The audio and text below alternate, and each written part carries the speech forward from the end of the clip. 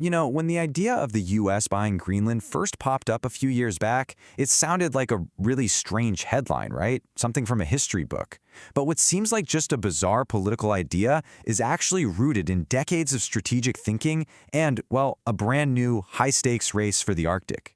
Okay, let's get into why this massive island has become such a hot topic. And wow, this quote really cuts straight to the chase, doesn't it?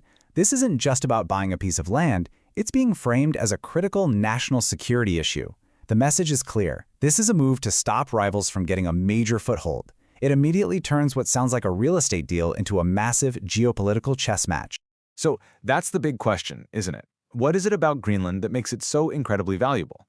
I mean, it's mostly ice, very few people live there, so what's the big deal? Well, the answer is a fascinating mix of geography, history, and a modern Cold War that's heating up in the far north. The first piece of the puzzle, and honestly probably the most important, is super simple. It's all about where Greenland is on the map. It is a true geographic jackpot. I mean, just picture a globe in your head. You can't miss it. Greenland is this enormous landmass parked right between North America and Russia. For decades, military planners have seen it as a kind of unsinkable aircraft carrier in the North Atlantic, a perfect permanent spot to keep an eye on the entire region. And this is where things get really wild. Climate change is literally redrawing the world map. As all that Arctic ice melts, new, much shorter shipping lanes are opening up. We're talking about cutting thousands of miles off the trip between Asia and Europe. Greenland is basically the gatekeeper for these new routes, and controlling that access, that's a huge economic and strategic prize. This also ties right back to its military importance. Greenland anchors one side of what's called the GUK gap. That's a critical choke point between Greenland, Iceland, and the UK. Any Russian submarines or warships trying to get from their northern bases out into the Atlantic have to pass through this gap. That makes it an absolutely vital listening post for NATO. Okay, so let's move on, because you might be thinking this whole buy Greenland thing just came out of nowhere. Well, it's not a new idea at all. In fact, it's an old American obsession. This timeline really puts it all into perspective. The US has had its eye on Greenland for a long, long time. It all kicks off back in World War II, when the US moved in to make sure it didn't fall into Nazi hands. Then that presence became permanent in 1951, with a treaty that set up what is now Pitufik Space Base, which is a critical spot for our missile defense systems. So the conversation we're having today, it's really just the next chapter in a very long story.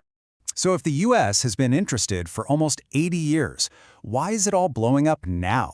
Well, it's because that old strategic value is colliding with a brand new era of global competition.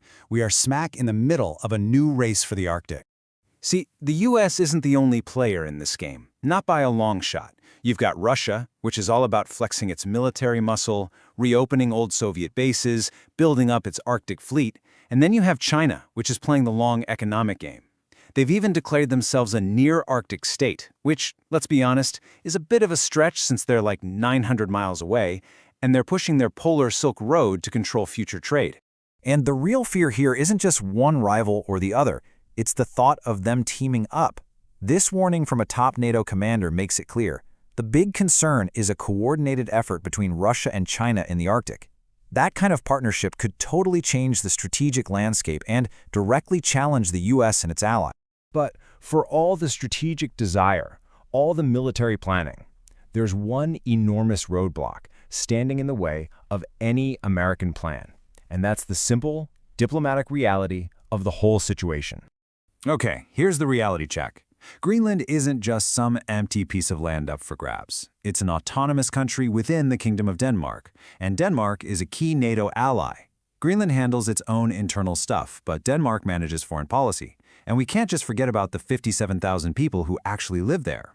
They have their own strong identity, and they would, without a doubt, get the final say in their own future. But that hasn't stopped the idea from gaining momentum in some US political circles. I mean, one congressman actually introduced a bill to annex Greenland and make it the 51st state. No, really. Now, that bill has almost zero chance of passing, but it shows you just how seriously some people are taking this possibility. So what does Denmark have to say about all of this?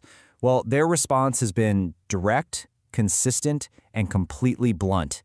As the Danish government has said over and over again, Greenland is not for sale. It's part of their realm, and that's that. This creates a really clear, direct standoff. And that leaves us with this final massive question. With the Arctic ice melting faster than ever, new trade routes opening up, and global powers pouring money and military into the region, Greenland's strategic importance is just skyrocketing. In this new great game, you have to wonder, how long can not for sale really last?